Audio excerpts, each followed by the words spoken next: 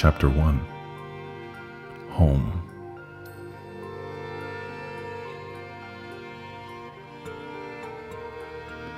It had never been this dark and cold in Katurran.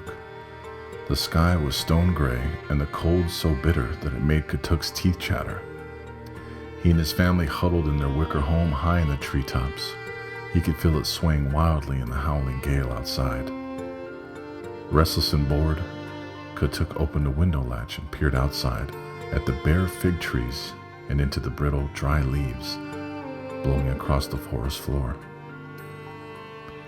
He missed the joy of leaping from one tree to another. He missed wrestling for hours with his best friend, Naxo. He missed the smell of sweet summer grass, and he missed falling asleep with the sun warming his fur. Since both the sun and moon were hidden behind the heavy clouds, it was impossible to know exactly how long it had been since winter had settled on Bohiba and held them all captive in their basket homes. He thought it could have been for 5 full moon treads, though it felt like 10. Katuk's empty belly rumbled. Oh, how he longed to see sunshine dance on the wide green fig leaves again, and to see ripe figs tucked under the leaves like secret treasures. Stop it, Katuk told himself. Thinking about figs just made the ache in his belly worse. It was better to think of other things. Katuk carefully shut the window and then rolled onto his back. He closed his eyes and listened to the sound of the wind tearing through the trees. Watch out! Kai, his younger brother, landed on his belly, knocking the wind out of him. Kai was a pest, but Katuk knew that his brother was hungry and as scared as he was. He tossed Kai into the air and caught him on the soft fur of his belly, causing squeals of delight. Shh. Whispered Katuk, gesturing toward their sister. Lena's sleeping. Again! Insisted Kai. Higher! I'll be quiet. As Katuk lifted his brother, he heard his parents' voices. Though he couldn't make out their words, he could tell that something was wrong. He set Kai down, then silently started towards the doorway. He heard his mother Ula say, An offering of figs has always pleased the great Fossa in the past. Surely it will work again. Her voice sounded frightened and unsure. But my love, Katuk's father, Hano, replied sadly, if we give the few figs we have to the Fossa, we'll have nothing left for ourselves. Katuk and Kai watched their parents bow low on the ground and begin to pray. O great Fossa, powerful Lord of the land and sky, we don't know what we did to displease you, but we ask that you forgive us and return the sun and the rains to Bohiba. We ask that you remember us and warm us in your light, as you have for so many seasons. Without the sun and the rains, great Fossa, there will be no figs on the tree, and we will all die of hunger. Katuk quietly pulled Kai away from the doorway. We'll be alright. Let's go to sleep. Katuk dreamed that the gray sky cracked open and golden sunlight drenched the village in warmth. On the first day of the new moon, just before darkness fell, Gamik, the high priest of the great Fossa, rang the temple's chimes.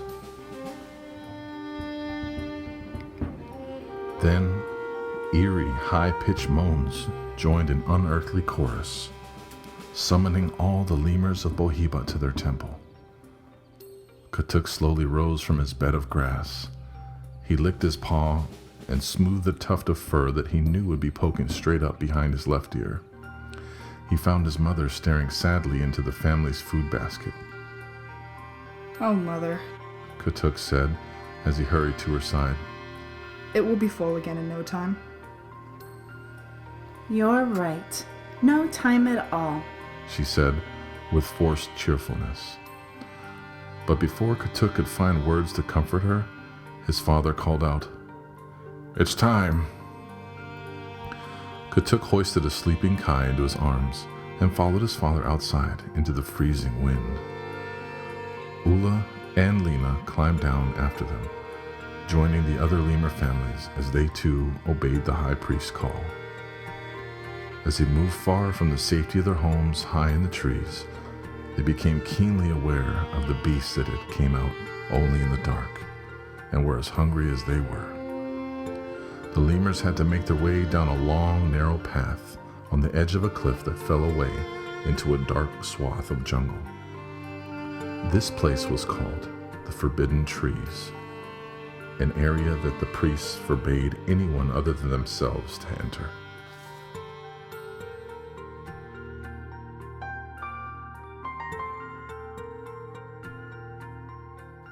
Katuk couldn't resist staring down into the trees.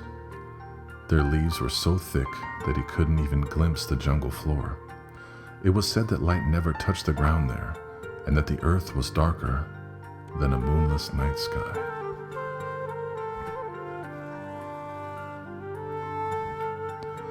His mother nudged him along, and the path opened onto a vast field of dry grass. Rising up in the middle of this gathering place was the temple, a long dead baobab tree, twisted and blackened from age, its branches spiking high into the sky. It was here that the old lemur Gamek, his priests, and their Indri'i temple guards lived and worshipped the fossa.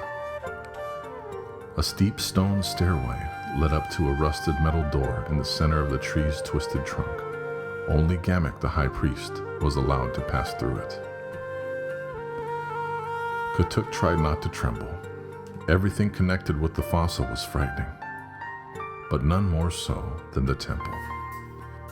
His eyes were drawn to the round stone platform and the wicker basket on top of it. A line of masked priests, each one holding a torch, circled the basket. Behind them, in a larger circle, Indri'i stood at attention, their arms crossed over their massive chests. Hand-chosen by Gamek, they were raised apart from the community to be the protectors of all things sacred. They were larger and stronger than most lemurs, both brave and fiercely loyal, and it was their unworldly voices that had summoned the lemurs, who now formed a long line in front of the platform. A new high-pitched chime rang. The lemurs left their offerings in the wicker baskets. Katuk climbed onto the stone platform. He circled his tail overhead twice, as was the custom, then approached the fossa's basket. Looking into it, he saw it was barely filled with figs. Clearly, few families were able to give more than a single fruit. Most had nothing to give at all. Katuk unclenched his paw and stared at his shriveled fig. He was tempted to eat the offering himself, but he knew that was the gravest wrong. He quickly dropped it into the basket. Taking a place beside his father, Katuk knelt on the frozen grass and held his paws over his eyes. He wrapped his tail around his chest for warmth, but it didn't do much good. Father, He whispered. what are we waiting for? For Gamek, the high priest, to appear and lead us in a prayer for the son's return.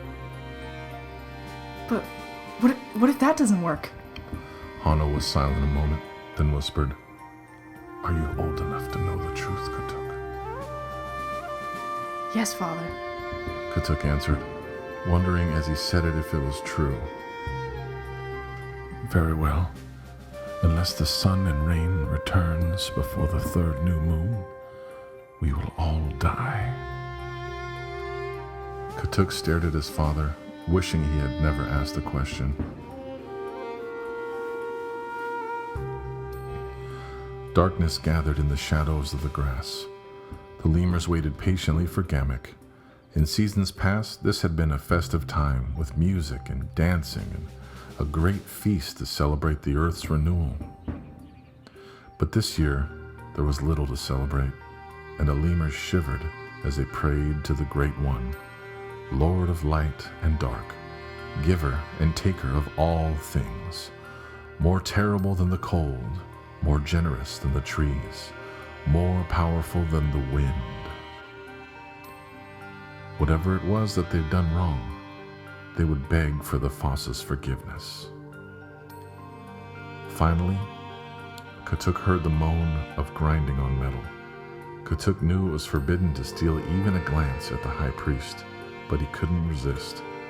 He peered through his paws and saw the largest and most ferocious of the Indriti guards drag open the heavy temple door.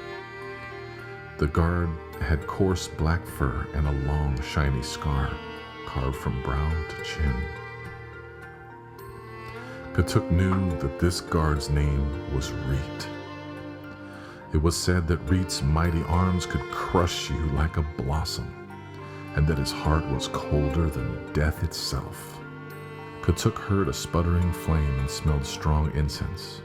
From out of the blackest shadow inside the old baobab tree stepped Gamek, the high priest of all of Bohiba. He wore a purple cape and a magnificent mask of orange mud and flame blue parrot feathers. His ruby-studded tail glittered in the torchlight. He was neither tall nor particularly well-built, but he had an air of authority that set him apart. He was the lemur's messenger to the Fossa, their last and only hope. One of the priests handed Gamek a torch. Gamek clasped it in both paws and slowly descended the stairs. The high priest moved through the kneeling, shivering villagers and gently placed one lemur's tail on another's. At first, this laying on of tails seemed random, but Katuk soon realized that Gamek was creating a circle, connecting every lemur on Bohiba to each other. Katuk heard the high priest drawing near and quickly closed his eyes. He shivered as he felt Gamek's spidery fingers place his tail on his mother's. Finally, Gamek began to circle them, slowly at first, then slightly faster. Each time he swept around, it seemed to Katuk that the circle was getting smaller, and for those brief moments, all of Bohiba felt as one again, and filled with hope.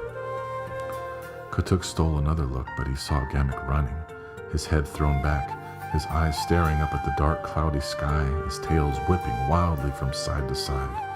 Katuk quickly clenched his eyes shut, and suddenly the temple gates slammed shut, and all was still. No one moved for a long time. At last, Katuk heard the rustle of his father's fur, and he stood up and arched his back. Katuk and the others opened their eyes, hoping the ceremony had revealed a vast carpet of bright stars to foretell a day of sunshine. But there were no stars, no moon, only the cold blanket of gray clouds. "Come," Hana whispered. "Let's go home. All is done that can be done. May Fossa forgive us." For what? asked Katuk. What have we done wrong? "Only the Fossa knows," answered Hana wearily. "But now, with the Fossa's blessing, it will be revealed to Gamek, so that he can tell us how to make amends." Katuk wiped the mud from his knees. He had never heard his father sound so tired and empty. Katuk wished there was some way he could comfort him. Hana, like everyone else in Bohiba, had hoped this ceremony, the Ancient of Ancients, would clear the skies and bring back the sun. But they had failed.